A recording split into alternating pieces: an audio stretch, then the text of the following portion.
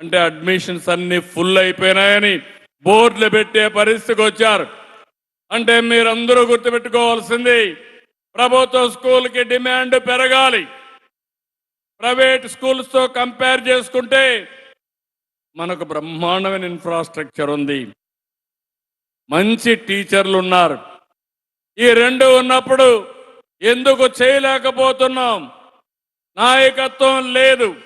అలాంటి నాయకత్వం ఈరోజు మీకు హెచ్ఆర్డి మినిస్టర్ ద్వారా ఇచ్చే బాధ్యత తీసుకున్నాం. నేను ఒకటే అడిగాను ఆయన్ని, మీరు ఏ శాఖ తీసుకుంటారంటే పార్టీ పని కూడా చేయాలి. ఏ శాఖ తీసుకుంటారంటే నేను పిల్లల జీవితాలు బాగు చేయడం కోసం విద్యాశాఖ తీసుకుంటానంటే, ఇది సవాళ్లు ఉంటాయి, సిద్ధమా అంటే చేస్తానని ఈ శాఖ తీసుకున్న వ్యక్తి లోకేష్ గారని చెప్పి కూడా నేను మీకు తెలియజేస్తున్నా. ఈరోజు నేను ఒకటే ఆయనకు మీ ద్వారా విజ్ఞప్తి చేస్తున్నాను.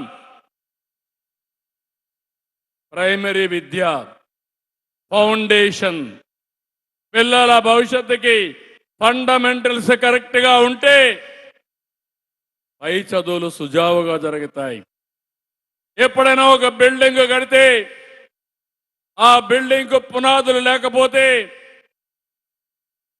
ఎక్కువ ఫ్లోర్లు కట్టలేం. ఒకవేళ కట్టినా ఆ ఫ్లోర్లు కూలిపోతాయి. పిల్లల భవిష్యత్తు కూడా అంతే. ఫండమెంటల్స్ స్ట్రాంగ్గా ఉంటే ఆటోమేటిక్గా పై చదువు సుజావుగా జరుగుతుంది. మేము లోకేష్ విషయం కూడా చూసాం. చిన్నప్పుడు చూస్తే బాగా స్కూల్లో తిరిగేసేవాడు, ఆల్రౌండ్గా తిరుగుతూ ఉండేవాడు. మేము నారాయణ గారిని పిలిపించి ఒకసారి టెస్ట్ చేయమన్నాం. టెస్ట్ చేస్తే ఫండమెంటల్స్ వీక్గా ఉన్నాయి కాబట్టి ఏం చేయాలో మీరు ఆలోచించమంటే, నీకు అప్పచెప్తున్నా, నువ్వు కూర్చొని కోచింగ్ ఇమ్మంటే అప్పటి నుంచి కోచింగ్ ఇచ్చాడు.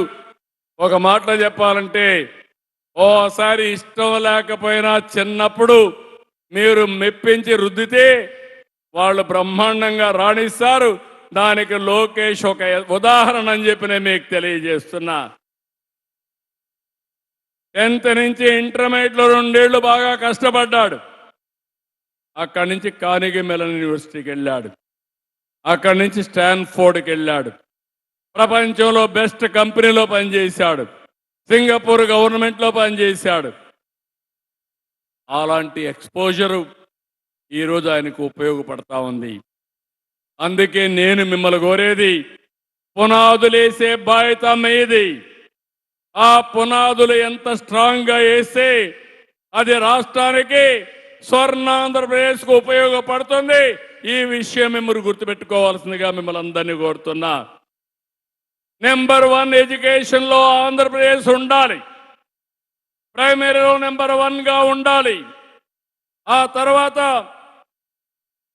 ప్రొఫెషనల్ కోర్సెస్ కానీ, హైయర్ ఎడ్యుకేషన్ కానీ మనం ముందుకు తీసుకుపోవాలి.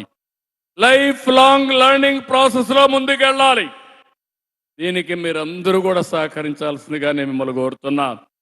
దానికంటే ముందు మీరు కూడా నేర్చుకోవాలి, మీరు కూడా చదువుతానే ఉండాలి. నేను ముఖ్యమంత్రిగా నాకు అన్నీ తెలుసు అని చెప్పి ఎప్పుడూ అనుకోను.